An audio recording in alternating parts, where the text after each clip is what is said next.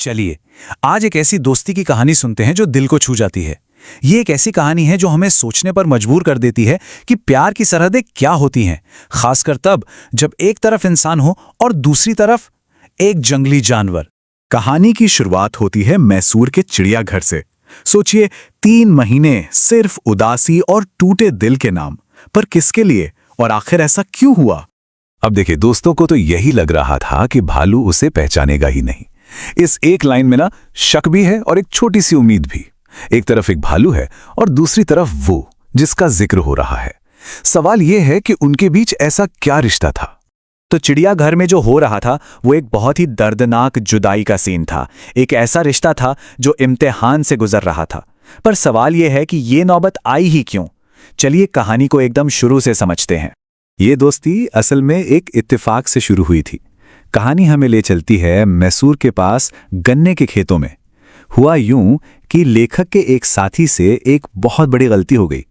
उन्होंने एक जंगली स्लॉथ बेर पर गोली चला दी और जैसे ही वो उस बेचारे भालू के पास पहुंचे, उन्होंने जो देखा वो दिल दहलाने वाला था।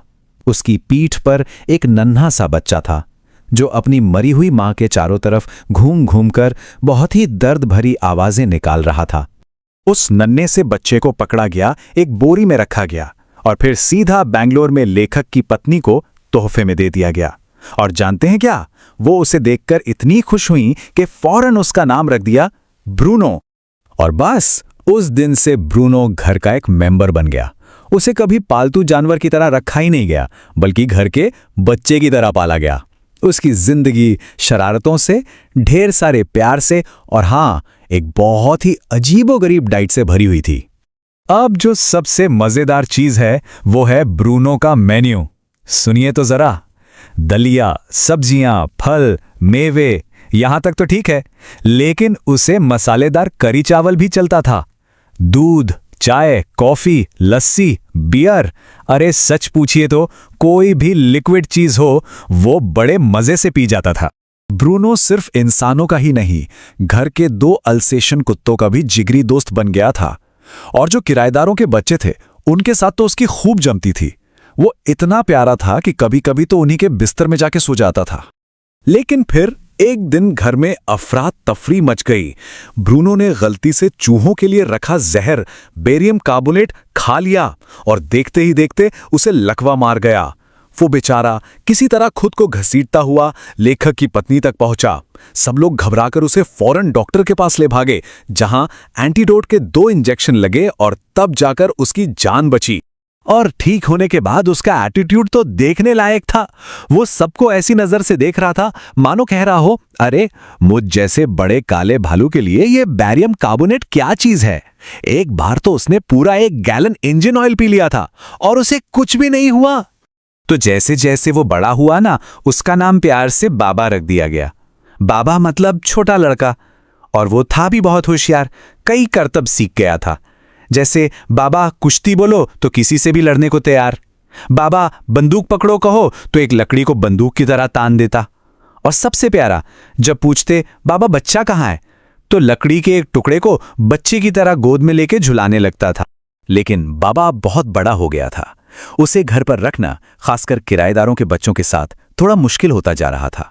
और फिर परिवार को एक बहुत ही मुश्किल, दिल तोड़ने वाला फैसला लेना पड़ा।